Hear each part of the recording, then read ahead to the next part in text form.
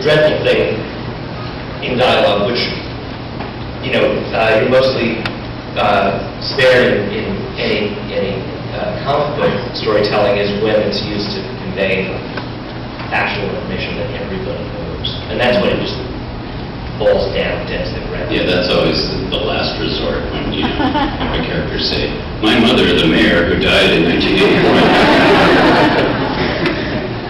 Other questions? First hand I saw over there on the left.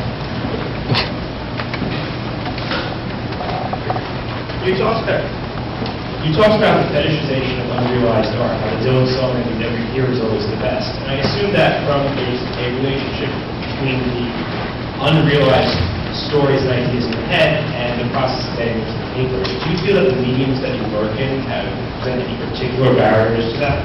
And how do you break through that? That was your question. Well, he said mediums, so you're going to have to take it after me, but I'll start. Language is extremely artificial.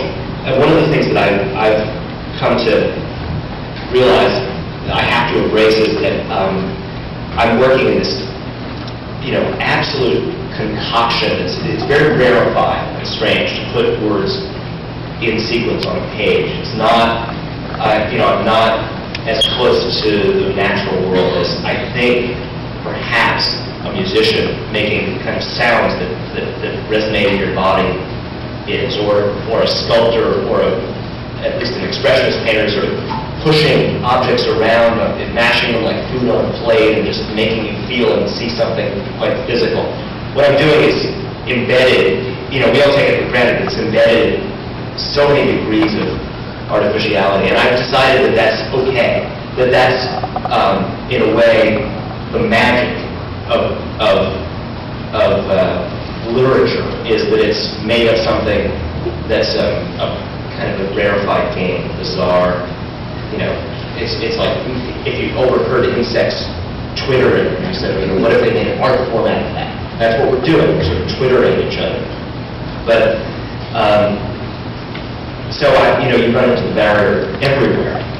It's basic to the medium, but the constant feeling that you haven't gotten it quite right, that you want to make something even better, is what pushes you forward. I mean, I felt an enormous satisfaction with each book I completed, with also this terrifying sense of failure. That, oh God, I just have to start over. Actually, I should sweep. Publication is a kind of sweeping your workshop clean of a giant mistake. Okay, well, you guys read it now because I can't figure this thing out. I'm going to have to start over. That sounds good to me. I think we have time for 2 questions. There was a hand back there. Yeah. Wait for the mic. Thanks. There are a few seats opening up, 1 or 2, if you're sitting on the floor. Collecting. When, how, and why do you stop? I mean, you both deal a lot with collecting in your books, and usually it's from the eyes of the adolescent who's still collecting.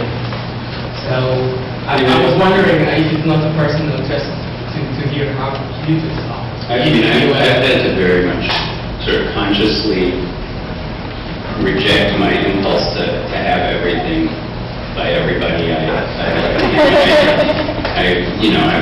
can look at my bookshelf and I see I have 6 feet of books by Robert Crumb, and literally 80% of them reprint the same thing. So I have to now, I'm able to go to the store and look through, the new complete Crumb and say, I have every single thing in here in its original form, and I do not need, just because you're reading to panel or what, I do not need to have it. But it's a very, very deliberate. It's really like being an alcoholic, and I won't take that first sip.